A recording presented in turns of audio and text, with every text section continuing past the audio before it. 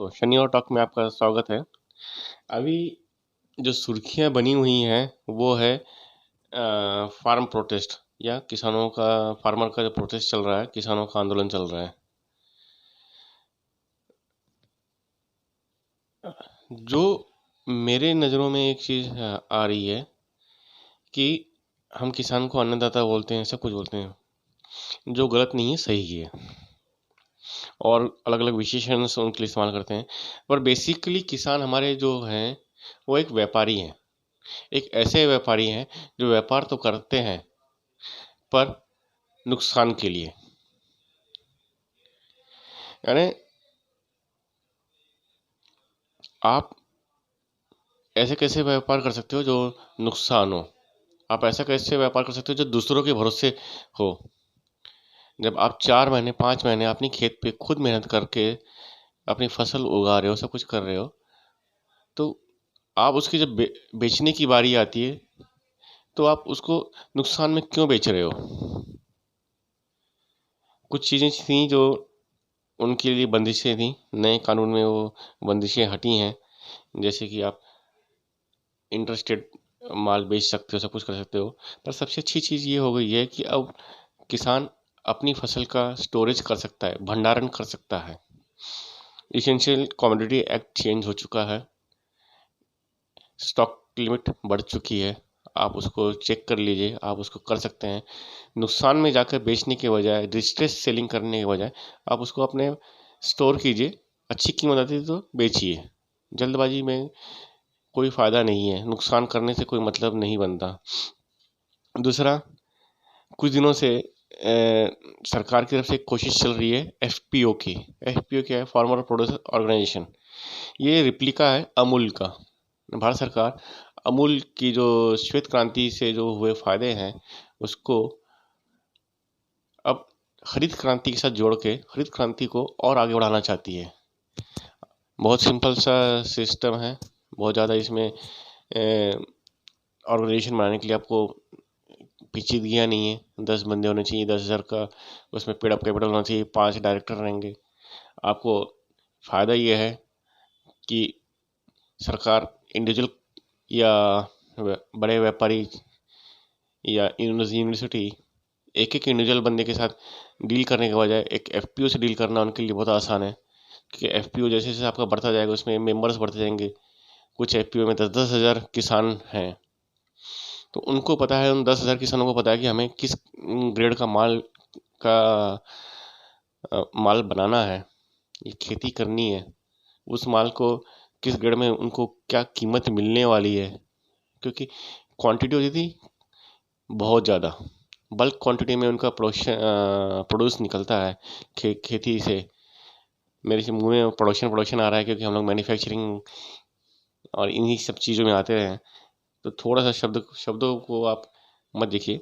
जो आपका प्रोड्यूस निकल रहा है खेतों से, क्योंकि आप 10,000 लोगों हो जाते हैं या इवन 10 बंदे भी होते हैं, 10 बंदों का भी आपके पर हेक्टर जो आपके प्रोड्यूस निकलेगा वो ज़्यादा हो जाएगा, तो आप उसको बेचना आपके लिए आसान है। और सबसे अच्छी बात यह है कि ये सरकार अभी सुनने को और झुकने को तैयार है। तो आप अपना एक बार सोचिए आप कैसे कर सकते हैं, क्योंकि आपकी मदद आप कर सकते हैं, कोई नहीं, और कोई नहीं कर सकता।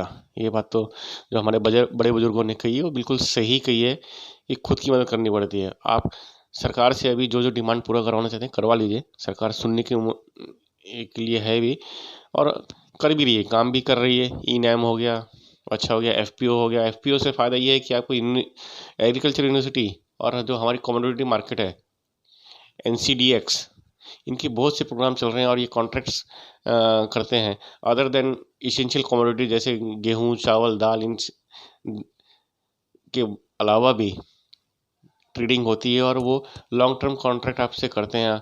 आपके जो फसल होगी उसके पहले ही कीमत फिक्स हो जाती है, जो जो आपके लिए लाभदायी होती है। तो आप उनके अलग अलग वर्कशॉप्स में जाइए, उनसे समझिए क्या होता है। आपको थोड़ा सा अपनी पुरानी ज़िंदगी के पुराने ढर्रे से बाहर निकल कर नए नए तौर तरीके समझने पड़ेंगे। और सबसे बड़ी बात है कि आपको ऑर्गेनिक खेती कीजिए। ऑर्गेनिक खेती के लिए बहुत ज़्यादा ही डिमांड है, क्योंकि मैं बहुत चीज़ें अभी मेरे पढ़ने में आ रही थी कि अभी करनाल में ही अपने, अगर हम बात करें अपने हरियाणा की, तो करनाल में एक तोमर साहब है, डॉक्टर तोमर साहब है, कृषि विभाग में थे। उन्होंने एफपीओ बनाया। उन्होंने सिर्फ 200 किसानों के साथ वो उनका एफपीओ कर रहा है, और जो भी फसल है उनकी सारी ऑर्गेनिक है, वो घर आने से पहले ही बिक जाती है। और वो जो रेट में बेचते हैं वो अपने रेट पे बेचते हैं। कोई मतलब नहीं है कि एमएसपी चाहिए, ये चाहिए, कोई नहीं। उनकी चीज़ें हैं, वो अपने रेट फिक्स करते हैं और उस पे बेचते हैं। अगर और मैं एक चीज़ और बताऊँ, अब इंटरनेट इस्तेमाल हर बंदा कर रहा है। ऐसा नहीं है कि मुझे इंटरनेट के बारे में पूरा नॉलेज है। मैं भी बच्चों पे डिपेंडेंट हूँ, उनसे भी मैं भी क्वेश्चंस करता हूँ, उन्हीं से समझने की कोशिश करता हूँ। सेम चीज़ आपके लिए भी, आप भी बच्चों की मदद से चीज़ों को ढूंढ के निकालिए। पर एक इंटरेस्टिंग फैक्ट मैंने सन 2002 में पढ़ी थी। उस चीज़ का वैल्यू उस वक्त मुझे नहीं समझ में आई।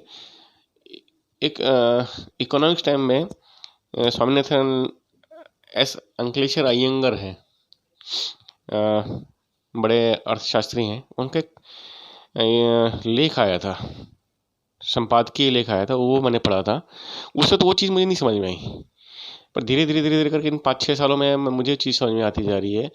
उन्होंने कहा था उस वक्त जब मोबाइल फ़ोन के टैरिफ कम हुए, यानी मोबाइल सस्ता हो गया, कॉल करना सस्ता हो गया, इनकमिंग माफ़ हो गई, इनकमिंग में कोई चार्जेस नहीं लगे, तो तमिलनाडु के फिशरमैन ने सबसे ज़्यादा उसका फ़ायदा उठाया। फिशरमैन यानी जो मच्छी मारे, मछुआरे, उन्होंने अपनी अघोषित संस्था बना ली।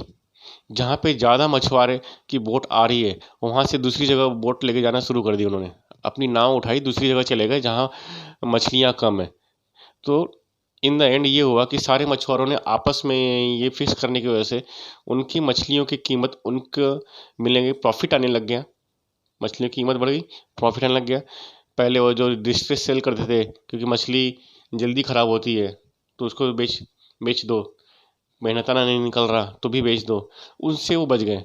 पर उस चीज़ का उस वक्त मेरे को रियलाइज़ नहीं हो रहा था, पर अब जिन 5-6 सालों में मैं अपने बिजनेस में इस टेक्नोलॉजी का इस्तेमाल कर रहा हूँ, तो मुझे समझ में आ रहा है कि इसका बेनिफिट क्या है। तो आप भी इस चीज़ को आप देख सकते हैं। एफपीओ एक अच्छा तरीका है, या और कोई बिजनेस मॉडल आपके ध्यान में आता हो तो करके देखने में कोई हर्ज नहीं है। और आपको बाहर निकलना पड़ेगा। जो ट्रेडिशनल थिंकिंग है कि हम ऐसे ही खेती करेंगे, सरकार हमें एमएसपी पे माल दे, ठीक है एमएसपी पे दे, ठीक है, अच्छी बात है, पर हमें एमएसपी के भरोसे क्यों बैठे? हम हमारे प्रोडक्ट्स का गुणवत्ता ऐसी कर लें कि एमएसपी से ज़्यादा में माल बेचें हम। कई फार्म प्रोड्यूस ऑर्गेनाइजेशन है, एफपीओ है, वो कहीं नहीं जाते अपना माल बेचने। उनके खेत से व्यापारी आके माल लेके जा रहा है और बेच रहा है। उनको पता होता है कि मेरे प्रोड्यूस की ये कीमत है, और वो वही चीज़ लगा रहे हैं जो व्यापारी उनसे मांग रहा है। तो उनको वही चीज़ लगाने का उनको जो की खर्चा है, वो निकालने के बाद उनको अच्छा खासा प्रॉफिट या मुनाफा, बोलिए मुनाफा मिल रहा है। और कुछ नहीं करना, अपना घर नहीं छोड़ना, काम हो रहा है। तो इस तरीके से आप आउट ऑफ वे थिंकिंग करके देखिए, आपको बहुत से चीज़ें निकल रही हैं। अब भी अगर मैं इसी हफ्ते की जागरण की बात करूँ तो हैफेड अफ्रीकन कंट्रीज़ में सरसों तेल, कच्ची घानी का सरसों तेल बना के बेच रहा है। तो आप भी देखिए, आप भी अपने सरसों को कच्ची घानी का तेल मिल लगाइए, कच्ची घानी का तेल बनाइए, हैफेड को दीजिए, हैफेड बेचेगा। आपको तो बना बनाया बल्क में ऑर्डर मिल रहा है, ले लीजिए, बेच लीजिए। सरसों तो आप लगा ही रहे हैं, तो सरसों क्यों बेच रहे हैं? तेल बना के बेचिए। थोड़ा सा खर्चा होगा, या जो आपके पास स्पिनिंग मिल होगी, स्पिनिंग मिल नहीं, घानी जो होगी तेल की, उनसे अपना तेल बनवा लीजिए, सीधा बेच दीजिए, कुछ पैसे लगाने की ज़रूरत नहीं। सोचेंगे तो रास्ते हैं, नहीं सोचेंगे तो कुछ नहीं है। बाकी इस मौके का फ़ायदा उठाइए, न भूतो न भविष्यति ऐसा मौका है कि सरकार झुक भी रही है और आप लोग जागृत हैं, आप लोग जगे हुए हैं। ऐसे जगे हुए ऐसे किसान मेरी पूरी ज़िंदगी बीत गई, मैंने नहीं देखे। तो अच्छा हो रहा है कि सब तरफ से